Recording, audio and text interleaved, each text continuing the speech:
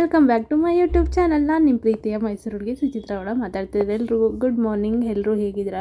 ನೀವೆಲ್ಲರೂ ಚೆನ್ನಾಗಿದ್ದೀರಾ ಅಂತ ಅಂದ್ಬಿಟ್ಟು ಬೆಳಗ್ಗೆನೇ ಒಂದು ಕಪ್ ಕಾಫಿ ಮತ್ತು ಅಮ್ಮ ಚಿಯಾ ಸೀಡ್ಸ್ನೇ ಹಾಕಿದ್ದೀನಿ ಅಂತ ತೊಗೊಂಡು ಬಂದು ಕೊಟ್ಟರು. ಸೊ ಹಾಗಾಗಿ ಅದನ್ನು ಕುಡಿತಾ ಇದ್ದೆ. ಯಾಕೋ ಇವತ್ತು ಬೆಂಗಳೂರಲ್ಲಿ ಮಳೆ ಬರೋ ಥರ ಇದೆ ವೆದರು. ಸೊ ಇವತ್ತು ನಮ್ಮ ಅಕ್ಕನ ಮನೆ ಪೂಜೆ ಇತ್ತು. ಸೊ ಅಲ್ಲಿಗೆ ಹೋಗಬೇಕಿತ್ತು. ಸೊ ರೆಡಿಯಾಗಿಬಿಟ್ಟು ಸಿಗ್ತೀನಿ. ಬಾಯ್. ಸೊ ನೋಡಿ, ಈ ಥರ ರೆಡಿಯಾಗಿದ್ದೀನಿ. ಚೆನ್ನಾಗಿ ಕಾಣಿಸ್ತಿದ್ದೀನಿ ಅಲ್ವಾ? ಹೇಗೆ ಕಾಣಿಸ್ತಿದ್ದೀನಿ ಅಂತ ಕಮೆಂಟ್ ಮಾಡಿ. ಸೊ ನಾನು, ಅಕ್ಕ, ಅಮ್ಮ 3 ಜನ ರೆಡಿಯಾಗಿ ಇವಾಗ ಹೊರಟ್ವಿ ಮನೆಯಿಂದ. ಸೊ ಫೈನಲಿ ಬನಶಂಕರಿಗೆ ರೀಚ್ ಆದೆ. ಸೊ ಇಲ್ಲಿಂದ ಯಾರಾದರೂ ವೀಡಿಯೋ ನೋಡ್ತಾ ಇದ್ದರೆ ಹಾಯ್ ಅಂತ ಕಮೆಂಟ್ ಮಾಡಿ. ಫೈನಲಿ ಬಸ್ ಬಂತು. ಬಸ್ ಹತ್ಕೊಂಡು ಹೊರಟ್ವಿ. ಇಲ್ಲಿಂದ 10-15 ಕಿಲೋಮೀಟ್ರ್ ಇದೆ. ಮೇ ಬಿ ಒಂದು ಅರ್ಧ ಗಂಟೆ ಆಗ್ಬೋದು. ಊರುಗಳಲ್ಲಾದರೆ 5 ನಿಮಿಷಕ್ಕೆ ಹೋಗ್ಬೋದು. ಒಂದು 10 ಕಿಲೋಮೀಟ್ರ್ ಅಂದರೆ, ಇಲ್ಲ ಅಂದರೆ ಅರ್ಧ ಗಂಟೆ, ಯಾಕೆಂದರೆ ತುಂಬ ಟ್ರಾಫಿಕ್ ಇರುತ್ತೆ. ಫೈನಲಿ ನಾವು ಆಗ್ರಾಗೆ ಬಂದ್ವಿ. ಇವಾಗ ನಾವು ಇಲ್ಲಿಂದ ಆಗ್ರಾಗೆ ಇಟ್ಕೋಬೇಕು. ಸೊ ಬಸ್ಸಿಗೆ ವೆಯ್ಟ್ ಮಾಡ್ತಿದ್ವಿ.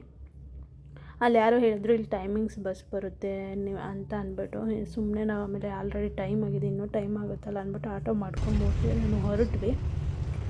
ಇಲ್ಲಿಂದ ಆಗ್ರಾ ಗೇಟ್ಗೆ ಒಂದು 5 ಮಿನಿಟ್ಸ್ ಆಗ್ಬೋದು. ಸೊ ಅಲ್ಲಿ ಹೋದ್ಮೇಲೆ ಸಿಗ್ತೀನಿ. ಫೈನಲಿ ಇಲ್ಲಿ ರೀಚ್ ಆದ್ವಿ. ಇಲ್ಲಿ ರೋಡ್ ಸರಿ ಇಲ್ಲ ಅಂತ ಅಂದ್ಬಿಟ್ಟು ಅವ್ರು ಅಲ್ಲೇ ಬಿಟ್ಟೋದ್ರು. ಇಲ್ಲೇ ಸ್ವಲ್ಪ ದೂರ ಅಲ್ವಾ ನಡ್ಕೊಂಡು ಹೋಗೋಣ ಅಂತ ಬಂದ್ವಿ. ಇದೇನು ಮನೆಯೇ ಇಲ್ಲ ಅಂತ ಅಂದ್ಕೋಬೇಡಿ, ಎಲ್ಲರೂ ಇವಾಗ ಮನೆ ಕಟ್ತಿದ್ದಾರೆ, ನೋಡ್ತಾ ಇರ್ಬೋದು. ಅಲ್ಲಿಂದ ನನ್ನ ಜೊತೆನೇ ಬಂದಿದ್ದಾಳೆ. ಇಲ್ಲಿ ನಾನು ಒಬ್ಳನ್ನೇ ಬಿಟ್ಬಿಟ್ಟು ಹೋಯ್ತಿದ್ದಾಳೆ ಗೈಸ್. ನೋಡಿ, ಇಂಥವ್ರನ್ನೆಲ್ಲ ನಂಬ್ಕೊಂಡು ಬರ್ತಾರೆ, ಏನೋ ಮಾಡೋಕ್ಕಾಗಲ್ಲ. ನಾವು ಬರೋ ಅಷ್ಟೊತ್ತಿಗೆ ಆಲ್ಮೋಸ್ಟ್ ಟೈಮ್ ಆಗಿತ್ತು. ಹೇಳಿದ್ನಲ್ಲ, ಟ್ರಾಫಿಕ್ ಇತ್ತು. ಸೊ ಹಂಗಾಗಿ ದೇವ್ರಿಗೆ ನಮಸ್ಕಾರ ಮಾಡಿಕೊಂಡು ಪೂಜೆ ಎಲ್ಲ ಮುಗಿದಿದ್ದು. ಇವರೆಲ್ಲರೂ ಅಡುಗೆಗೆ ರೆಡಿ ಮಾಡ್ಕೋತಾಯಿದ್ರು. ಇವ್ರು ನನ್ನ ಜಯಮ್ಮ ಮತ್ತು ನನ್ನ ಅತ್ತಿಗೆ, ಪ್ರೇಮಾಂಟಿ, ಅಕ್ಕ, ಸುಧಮ್ಮ. ಸೊ ಹೊಟ್ಟೆ ಹಸಿತಾಯಿತು. ಏನು ತಿಂಡಿ ಮಾಡಿದ್ದಾರೆ ನೋಡೋಣ ಅಂತ ಅಂದ್ಬಿಟ್ಟು ಬಂದೆ. ಪಪ್ಪ ಉಪ್ಪಿಟ್ಟು ಮಾಡ್ತಾರೆ. ದೀಪಕ್ಕ ಎಲ್ರಿಗೂ ಹಾಕ್ಕೊಡ್ತೀನಿ ಅಂತ ಅಂದ್ಬಿಟ್ಟು ಹಾಕೋತಾಯಿದ್ರು. ನಂಗಂತ ದೇವರನ್ನೇ ನಿಜವಾಗ್ಲೂ ಉಪ್ಪಿಟ್ಟು ಅಂದರೆ ಇಷ್ಟ ಇಲ್ಲ. ಬಟ್ ಏನೂ ಮಾಡೋಕ್ಕಾಗಲ್ಲ. ಎಲ್ಲಾದರೂ ಬಂದಾಗ ನಮ್ಗೆ ಅಂಥದ್ದೇ ಬೇಕು ಇಂಥದ್ದೇ ಬೇಕು ಅಂತ ಅನ್ನೋಕ್ಕಾಗಲ್ಲ. ಸೊ ಏನು ಸಿಗುತ್ತೋ ಅದನ್ನು ತಿನ್ಕೋಬೇಕು. ಇವನೇನು ಇಷ್ಟು ಚೆನ್ನಾಗಿ ನೀರು ಕುಡಿತಿದ್ದಾನಂತಲ್ಲ, ಅದು ನೀರಲ್ಲ ಗೈಸ್, ಅದ್ರ ಒಳಗಡೆ ಜ್ಯೂಸ್ ಇದೆ. ಇದು ಆ್ಯಕ್ಚುಲಿ ಚೆನ್ನಾಗಿರೋದು. ಎಲ್ಲರೂ ಕೆಲಸ ಮಾಡ್ತಿದ್ದಾರಲ್ಲ, ನಾನು ಮಾಡೋಣ ಕೆಲಸನ ಅಂತ ಅಂದ್ಬಿಟ್ಟು ಕ್ಯಾರೆಟ್ ತುರಿತಾ ಇದ್ದೆ. ಸೊ ನಾನು ಕ್ಯಾರೆಟ್ ತುರಿತಾ ಇದ್ದೆ. ಅಮ್ಮ ಈರುಳ್ಳಿ ಹಚ್ಕೋತಾ ಇದ್ರು. ನಮ್ಮ ಅಕ್ಕ ಕ್ಯಾರೆಟು, ನುಗ್ಗೆಕಾಯಿ, ಕ್ಯಾಪ್ಸಿಕಮ್ ಎಲ್ಲ ಕಟ್ ಮಾಡಿಟ್ಟಿದ್ಲು. ನಾನು ಕ್ಯಾರೆಟ್ ಬೇಗ ತುರಿತಿಲ್ಲ ಅಂತ ನಾವು ಅಂಕಲ್ ಹೆಂಗೆ ತುರಿಯೋದು ನೋಡು ಅಂತ ಹೇಳ್ಕೊಡ್ತಿದ್ರು. ಅದಕ್ಕೆ ನೀವೇ ತುರೀರಿ ಅಂತ ಹೇಳ್ತಾ ಇದ್ದೆ ಅವ್ರಿಗೆ. ನನಗಂತೂ ಆಗಲ್ಲ.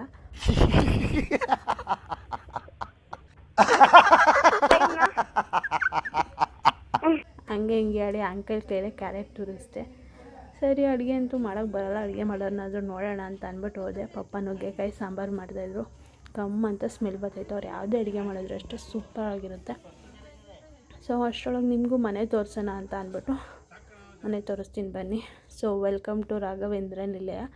ಇದು ಹಾಗೆ ಚಿಕ್ಕದಾಗಿ ಕಟ್ಟಿರೋಂಥದ್ದು. ಸುಮ್ಮನೆ ಗೆಸ್ಟ್ ಹೌಸ್ ಥರ ಇರಲಿ ಅಂತ ಅಂದ್ಬಿಟ್ಟು, ಜಾಗ ಸುಮ್ಮನೆ ಯಾಕೆ ವೇಸ್ಟ್ ಮಾಡೋದು ಅಂತ ಅಂದ್ಬಿಟ್ಟು.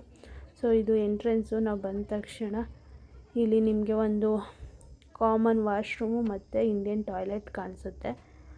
ಹಾಗೆ ಇಲ್ಲಿ ಬಟ್ಟೆ ಪಾತ್ರೆ ಏನಾದರೂ ವಾಶ್ ಮಾಡೋದಿದ್ರೆ ಅಂತ ಸ್ವಲ್ಪ ಜಾಗ ಬಿಟ್ಟಿದ್ದೀವಿ. ಹಾಗೆ ಇದು ಪಾರ್ಕಿಂಗ್ ಸ್ಪೇಸು ಮತ್ತು ಒಂದು ದೊಡ್ಡದಾಗಿ ಗಾರ್ಡನ್ ಬಿಟ್ಟಿದ್ದಾರೆ. ಹಾಗೆ ನೀವು ನೋಡ್ತಾ ಇರ್ಬೋದು, ಸುತ್ತ ಎಲ್ಲ ಮನೆ ಆಗ್ತಿದೆ ಇವಾಗ ಅಲ್ಲಿ. ಮತ್ತು ಹಾಗೆ ತುಂಬ ಗ್ರೀನರಿ ಇದೆ. ಸೊ ನೀವು ಹಂಗೆ ಬಂದರೆ ಇಲ್ಲಿ ಹೊರಗಡೆ ಸ್ವಲ್ಪ ಕೂತ್ಕೊಂಡು ಮಾತಾಡೋದಕ್ಕೆ ಸ್ವಲ್ಪ ಜಾಗ ಇರಲಿ ಅಂತ ಸ್ಪೇಸ್ ಬಿಟ್ಟಿದ್ದಾರೆ. ಇವಾಗ ಮನೆ ಒಳಗಡೆ ಹೋದರೆ ಈಗ ಒಂದು ದೊಡ್ಡದಾಗೊಂದು ಹಾಲ್ ಇದೆ. ಹಾಗೆ ಚಿಕ್ಕದಾಗೊಂದು ಅಡುಗೆ ಮನೆ ಇದೆ. ನೋಡ್ತಿದ್ದೀರಲ್ವ, ಚಿಕ್ಕದಾಗಿ ಅಡುಗೆ ಮನೆ ಇದೆ. ಸೊ ಇಲ್ಲಿಂದ ನೋಡಿದ್ರೆ ಇಷ್ಟು ದೊಡ್ಡದಾಗಿ ಕಾಣಿಸುತ್ತೆ ನಿಮಗೆ. ಫೈನಲಿ ಅಡುಗೆ ಎಲ್ಲ ರೆಡಿ ಆಗ್ತಿದೆ. ಇನ್ನೇನು ಊಟ ಮಾಡಬೇಕು. ಸೊ ಏನೇನು ಮಾಡಿದ್ದಾರೆ ಅಡುಗೆಗೆ ಅಂತ ತೋರಿಸ್ತೀನಿ. ಪಲಾವ್ ಮಾಡಿದ್ದಾರೆ, ವೈಟ್ ರೈಸ್ ಮಾಡಿದ್ದಾರೆ, ಪಾಯಸ ಮತ್ತು ನುಗ್ಗೆಕಾಯಿ ಸಾಂಬಾರು, ಮೊಸರು ಬಜ್ಜಿ, ಕೋಸಂಬರಿ, ಪಲ್ಯ, ಬೋಂಡ, ಹಪ್ಪಳ, ಫೈನಲಿ ಉಪ್ಪಿನಕಾಯಿ. ಸೊ ಎಲ್ಲರೂ ಊಟ ಮಾಡ್ತಾಯಿದ್ರು. ಸೊ ಪಾಯಸ ಜೊತೆಗೆ ಬೂಂದಿನೂ ಹಾಕ್ಕೊಟ್ಟಿದ್ರು. ಸೊ ತೋರ್ಸೋಕ್ಕಾಗಲಿಲ್ಲ. ಎಲ್ಲರೂ ಊಟ ಮಾಡ್ತಿದ್ದೋ. ಇವ್ರನ್ನ ಊಟ ಮಾಡಿ ಅಂತ ಅಂದರೆ ಬಿಸಿಲು ನಮ್ಗೆ ಆಗ್ತಿಲ್ಲ, ಸೆಕೆ ಅಂತ ಕೈಕಾಲು ತೊಳಿತಿದ್ದಾರೋ ಇಲ್ಲ ಸ್ನಾನ ಮಾಡ್ತಿದ್ದಾರೋ ಗೊತ್ತಿಲ್ಲ. ಇನ್ನು 10 ನಿಮಿಷ ಬಿಟ್ಟರೆ ನಿಜವಾಗ್ಲೂ ಸ್ನಾನ ಮಾಡ್ತಿದ್ರು ಅವರು. ಊಟ ಮಾಡ್ರು ಅಂದರೆ ಆಟ ಆಡೋಕ್ಕೆ ಹೋಗ್ತಾಯಿದ್ರು. ಸೊ ಎಲ್ಲರದ್ದು ಊಟ ಆಯಿತು. ಲಾಸ್ಟಲ್ಲಿ ಅಮ್ಮ, ಆಂಟಿ, ಅಂಕಲ್ ಅವ್ರು ಇನ್ನೂ ಊಟ ಮಾಡೋದಿತ್ತು. ಸೊ ಅವ್ರು ಊಟ ಮಾಡ್ತಿದ್ರು. ಅದೆಲ್ಲ ಊಟ ಆಗಿತ್ತು. ಬಟ್ ಇಲ್ಲಿ ಗಾಳಿ ತೊಗೊಳೋದಕ್ಕೆ ಅಂತ ಅಂದ್ಬಿಟ್ಟು ಹೊರಗಡೆ ನಮ್ಮದೇ ಕೂತಿದ್ರು ಚಾಪೆ ಹಾಕೊಂಡು ಎಲ್ಲರೂ ಅರಿಶಿನ ಕುಂಕುಮ ಕೊಡೋದಕ್ಕೆ ಕರೆಯೋಕ್ಕೆ ಅಂತ ಬಂದಿದ್ವಿ ನಾನು ನಮ್ಮ ಅಕ್ಕ.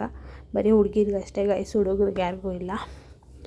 ನೋಡಿ ಒಂದು ಬೈಕಲ್ಲಿ 5 ಜನ ಹೋಗ್ತಿದ್ದಾರೆ, ಅದು ಈ ರೋಡಲ್ಲಿ ಏನಾದರೂ ಬಿದ್ದರೆ ಅಪ್ಪ.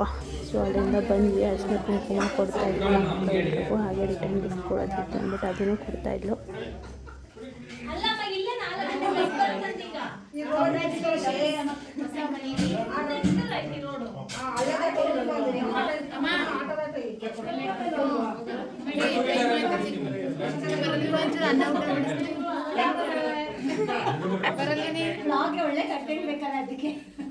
ಬ್ಯೂಟಿಫುಲ್ ಲೇಡೀಸ್ ಎಲ್ಲ ರೆಕಾರ್ಡ್ ಮಾಡ್ಕೊಂಡ್ರೆ ಜಾಸ್ತಿ ಆಗುತ್ತೆ.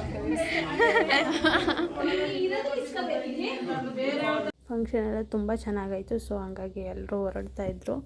ಸೊ ಅವ್ರನ್ನ ಕಳಿಸ್ಕೊಡೋಣ ಅಂತ ಹೊರಗಡೆ ನಿಂತಿದ್ವಿ. ಯಾಕೆಂತಂದರೆ ಯಾಕೆ ಇಷ್ಟು ಬೇಗ ಹೊರಡ್ತಿದ್ದಾರೆ 4 ಗಂಟೆಗೆ ಅಂದರೆ ಬೆಂಗಳೂರಲ್ಲಿ ಯಾವಾಗ ಮಳೆ ಬರುತ್ತೆ ಯಾವಾಗ ಮಳೆ ಬರೋಲ್ಲ ಅಂತಲೇ ಗೊತ್ತಾಗಲ್ಲ. ಸೊ ಹಾಗಾಗಿ ಹೊರಡ್ತಾಯಿದ್ರು.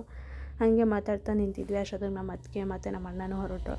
ಹಾಗೆ ಪಪ್ಪ ಮಮ್ಮಿನೂ ಹೊರಡ್ತೀವಿ, ನಾವು ಮಳೆ ಬರೋಂಗಿದೆ ಅಂತ ಅಂದ್ಬಿಟ್ಟು ಅವರು ಹೊರಟರು. ಕೆಲಸ ಎಲ್ಲ ಮುಗಿಸ್ಕೊಂಡು ಇನ್ನೇನು ಮಾಡೋದು ಅಂತ ಅಂದ್ಬಿಟ್ಟು ಹಾಗೆ ನಮ್ಮ ರಮೇಶ್ ಅಪ್ಪನ ಮನೆ ನೋಡ್ಕೊಂಡು ಬರೋಣ ಅಂತ ಹೋಗ್ತಿದ್ವಿ.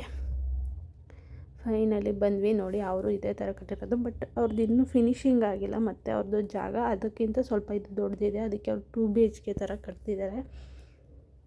ಅವ್ರದ್ದು ತುಂಬ ದೊಡ್ಡದಾಗಿ ಗಾರ್ಡನ್ ಬಂದಿದೆ. ಸೇಮ್ ಅಲ್ಲಿ ಹೇಗಿದೆ ಅದೇ ಥರ ವಾಶ್ರೂಮು, ಟಾಯ್ಲೆಟು ಮತ್ತು ಮನೆ ರೂಮ್ಸ್ ಎಲ್ಲ ಅದೇ ಥರ ಇರೋದು. ಬಟ್ ಇವ್ರದ್ದು 2 ರೂಮ್ ಬರುತ್ತೆ, ಕಿಚನ್ ಸಪ್ರೇಟು, ಹಾಲ್ ಸಪ್ರೇಟ್, ರೂಮ್ ಸಪ್ರೇಟ್ ಇದೆ. ನಮ್ಮದಾದರೆ ಸ್ವಲ್ಪ ಚಿಕ್ಕಾಯಿತು ಜಾಗ, ಸೊ ಹಾಗಾಗಿ ಚಿಕ್ಕದಾಗಿ ಕಟ್ಟಿದ್ದಾರೆ. ಸೊ ಅಲ್ಲಿಂದ ನೋಡ್ಕೊಂಡು ಬಂದ್ವಿ. ನಾನು ಆಗಲೇ ನೋಡಿರಲಿಲ್ಲ ಇದು ವೀಡಿಯೋ ಮಾಡುವಾಗ. ಇವಾಗ ಏನು ಸೌಂಡ್ ಬರ್ತಿದೆ ಅಂತ ನೋಡಿದೆ. 4 ಮರಿ ಇದೆ ಪಾಪ. ಅದ್ರ ಅಮ್ಮ ಬಂದಿರ್ಬೋದೇನೋ ಊಟ ತೊಗೊಂಡು ಅಂತ ಎಲ್ಲ ಅಂತ ಬಾಯಿ ಓಪನ್ ಮಾಡ್ತಾಯಿತ್ತು. ಪಾಪ ಅನ್ನಿಸ್ತಿತ್ತು. ಹೋಟೆಲ್ ಬುಕ್ ಮಾಡಿದ್ವಿ, ಆಟೋ ಬಂತು, ಎಲ್ಲನೂ ಕುರಿ ತುಂಬಿದ್ದಾರೆ. ಸೊ ಹಾಗೆ ಹಾಡು ಹೇಳ್ಕೊಂಡು ಎಂಜಾಯ್ ಮಾಡ್ಕೊಂಡು ಹೋಗ್ತಾಯಿದ್ವಿ.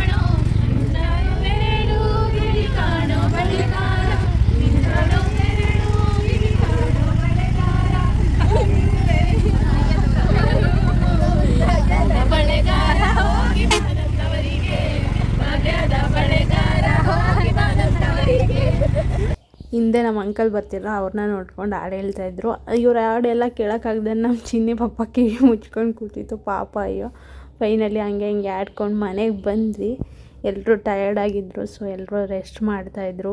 ನಾವು ಇವತ್ತು ಮ್ಯಾಚ್ ಇತ್ತು ಅಂತ ಅದನ್ನು ನೋಡಿಕೊಂಡು, ಇವತ್ತು ನ್ಯಾಷನಲ್ ಕಾಲೇಜಲ್ಲಿ ಮ್ಯಾಂಗೋ ಫೆಸ್ಟಿವಲ್ ನಡೀತಾಯಿತ್ತು. ಸೊ ಹಾಗಾಗಿ ಮನೇಲಿ ಕೂತ್ಕೊಂಡು ಏನು ಮಾಡೋದು ಅಂತ ಅಂದ್ಬಿಟ್ಟು ನಾನು ನಮ್ಮ ಅಕ್ಕ ಅವರಕ್ಕೆ ಎಲ್ಲ ಬಂದಿದ್ವಿ.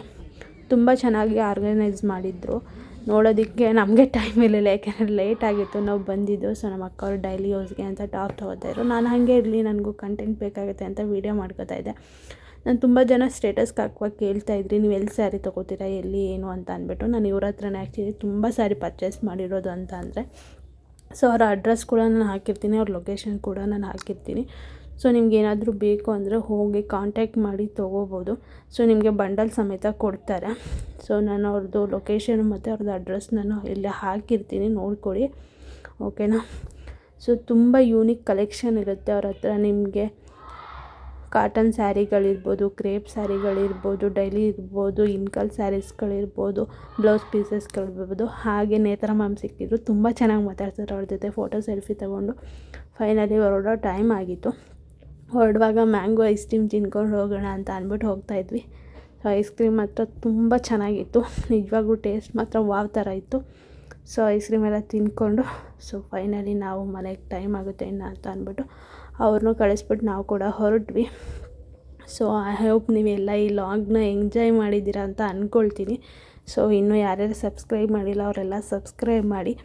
ಸೊ ಈ ಥರನೇ ಸಪೋರ್ಟ್ ಮಾಡ್ತಾರೆ ಅಂತ ಕೇಳ್ಕೊತೀನಿ. ಇನ್ನೂ ಯಾವ ಥರ ಲಾಗ್ಸ್ ಬೇಕು ಅಂತ ಅಂದ್ಬಿಟ್ಟು ನನಗೆ ಕಮೆಂಟ್ ಮಾಡಿ. ಸೊ ನಾನು ಅದೇ ಥರ ಲಾಗ್ಸ್ಗಳನ್ನ ಮಾಡಿ ಹಾಕ್ತೀನಿ. ಐ ಹೋಪ್ ನೀವೆಲ್ಲರೂ ಎಂಜಾಯ್ ಮಾಡಿದ್ದೀರ ಅಂತ. Thank you for watching. Love you all. Bye bye.